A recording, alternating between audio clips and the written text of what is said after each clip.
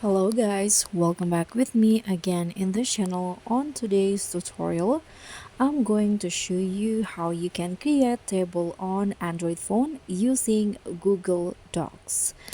So in here, if you haven't downloaded the Google Docs app, you can find it easily on the Play Store in here.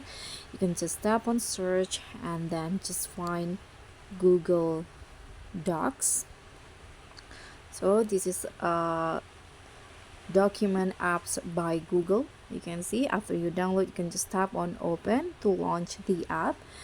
And here I'm going to show you how you can create table easily on your deck document.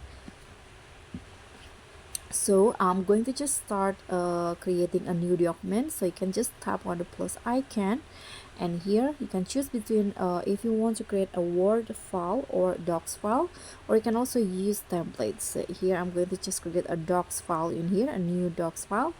Click on that option, and now the document will be open here.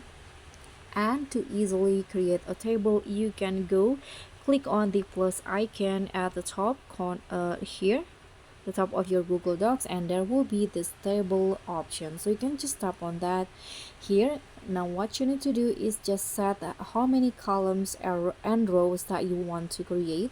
For example, I'm going to go with 4 for the columns, and the rows I'm going to go with 10. Okay, so when you're done setting the columns and row, you can just tap on the insert table, and here you can see the table will be created. But then if you want to add a new rows or column, here you can just place the cursor in everywhere you want, and then tap on the plus icon in here, go with table again, or you can just here click on this plus at the bottom, then will be created. So you can create a new rows by clicking on this, but if you want to add a new row up, you can just click on this. If you want to add a new column, you can just click on the one at the top, at the very top in here.